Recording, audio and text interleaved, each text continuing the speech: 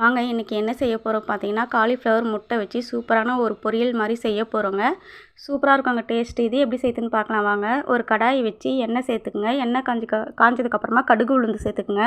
கடுகு உளுந்து நல்லா பொரிஞ்சு வரட்டுங்க. அதுக்கப்புறமா கட் பண்ணி வச்சுருக்க 2 வெங்காயம், கொஞ்சம் கருவேப்பிலை சேர்த்து நல்லா வதக்கி விட்டுக்குங்க. நான் வந்து கொஞ்சமாக சேர்த்தனால வெங்காயம் கம்மியாக தாங்க எடுத்துருக்கேன். நீங்கள் எந்த அளவுக்கு செய்கிறீங்களோ அந்தளவுக்கு வெங்காயம், காய்கறிலாம் சேர்த்துக்குங்க. வெங்காயம் வதங்கிறதுக்கு கொஞ்சமாக உப்பு சேர்த்துக்குங்க. வெங்காயம் சீக்கிரமாக வதங்கி வந்துடும். நமக்கு ரொம்ப வதங்கணும்னு அவசியம் இல்லை. கண்ணாடி பத அளவுக்கு வந்தால் போதுங்க. பாருங்கள், நல்லா கண்ணாடி பத அளவு வந்துடுச்சு. இந்த அளவுக்கு இருந்தால் போதும். இப்போ வந்து கட் பண்ணி வச்சுருக்க 2 தக்காளியே சேர்த்துக்குங்க. தக்காளி வந்து நான் பழமான தக்காளியாக சேர்த்துருக்குங்க. அப்போ தான் சீக்கிரமாக வெந்து வரும். அதனால் பழமாக எடுத்து சேர்த்து வச்சுருக்கேன். இது கூடவே கொஞ்சமாக மஞ்சத்தூள் சேர்த்துக்குங்க. மஞ்சத்தூள் சேர்த்து தக்காளியில் வதக்கும் போது சீக்கிரமாகவே நமக்கு தக்காளி குழஞ்சிடுங்க. எப்போவுமே இந்த மாதிரி செஞ்சு பாருங்கள். இதெல்லாம் சின்ன சின்ன டிப்ஸ் தாங்க. நமக்கு சீக்கிரமாகவும் வதங்கி வந்துடும். நமக்கு டைமும் மிச்சமாகும். பாருங்கள், நல்லா வதங்கி வந்துடுச்சு. எண்ணெய்லாம் பிரிஞ்சு வந்துடுச்சு. இந்த நேரத்தில் நம்ம கட் பண்ணி வச்சுருக்க காய்கறியை சேர்த்துக்கலாங்க.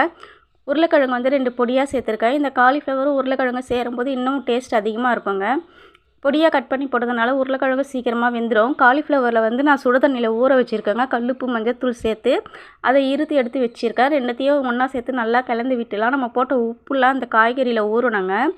மூடி போட்டு ஒரு 2 நிமிஷம் விட்டுருங்க. நல்லா காய் வெந்து வந்துடும். இப்போ நல்லா கிளறி பாருங்கள். அடியில் எதுவும் ஒட்டாமல் இருக்கணுங்க. அதனால் நான் வந்து கடாய் வந்து கனமான கடாயாக வச்சு செய்கிறேன். பாருங்கள், நல்லா கிளறி விட்டாச்சு. இப்போ காரத்துக்கு தேவையான அளவு மிளகாத்தூள் சேர்த்துக்குங்க. நான் வந்து குழம்பு மிளகாத்தூள் தாங்க சேர்க்குறேன். எந்த அளவுக்கு தேவையோ அந்த அளவு சேர்த்துக்குங்க. மிளகாத்தூள் சேர்த்து நல்லா கிளறி விடுங்க. அந்த எண்ணெயிலே வதங்க உங்களுக்கு பச்சை வாசனை சீக்கிரமாக போயிடுங்க. பாருங்கள், இப்போ மிளகாத்தூள் சேர்த்தாச்சு. இப்போ நல்லா கலந்து விட்டுக்கலாம். கூடவே உப்பு சேர்த்துக்குங்க. உப்பு வந்து இந்த காய்க்கு எந்த அளவுக்கு தேவையோ அந்த அளவு சேர்த்துக்குங்க. பாருங்கள், நல்லா கிளறி விட்டாச்சு. நமக்கு கலரும் சூப்பராக வந்துடுச்சுங்க. இது வீட்டு மிளகாத்தூள் தாங்க. ஆனால் கலராகவே இருக்கும் பார்க்குறதுக்கு. நம்ம எந்த கலரும் சேர்க்க தேவையில்ல. ரெட் சில்லி கூட சேர்க்கலைங்க இதில். பாருங்கள், தண்ணி எந்த அளவுக்கு தேவையோ அந்த அளவுக்கு சேர்த்துக்குங்க. நம்ம குட்டி குட்டியாக போட்டதுனால சீக்கிரமாக வெந்துடுங்க. தண்ணியை சீக்கிரமாக சுண்டி வந்துடும் நமக்கு. மூடி போட்டு ஒரு 2-3 நிமிஷம் அப்படியே விட்டுருங்க. நடுப்புற திறந்து கிளறி பாருங்கள். இல்லைனா அடியில் ஒட்டிக்க போகுது. பாருங்கள், நமக்கு நல்லா சுண்டி வந்துடுச்சு. இந்த நேரத்தில் நல்லா கிளறி விட்டுட்டு நான் வந்து முட்டை உடச்சி ஊற்றுறேங்க. நான் கொஞ்சம் செய்கிறதுனால ஒரே ஒரு முட்டை தாங்க சேர்த்துருக்கேன். உங்களுக்கு எத்தனை முட்டை வேணுமோ அத்தனை முட்டை சேர்த்துக்குங்க.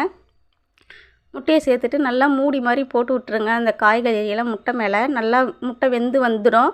அதுக்கப்புறமா நீங்கள் தட்டு போட்டு மூடி வச்சுடுங்க. ஒரு 2 நிமிஷம் அப்படியே விட்டிங்கன்னா முட்டை நல்லா வெந்து சூப்பராக இருக்குங்க பார்க்குறதுக்கு. பாருங்கள், எப்படி முட்டை வெந்து வந்திருக்கு பாருங்கள். இந்த டைமில் நம்ம லைட்டாக கிளறி விட்டுக்கலாம்.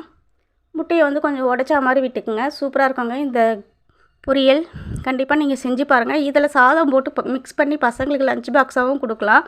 விரும்பி சாப்பிடுவாங்க. காலிஃப்ளவர் சாப்பிடாதவங்க கூட இந்தமாரி செஞ்சு கொடுத்தா சாப்பிடுவாங்க. மேலே கொத்தமல்லி தூவி நம்ம பொரியலை முடிச்சிடலாங்க.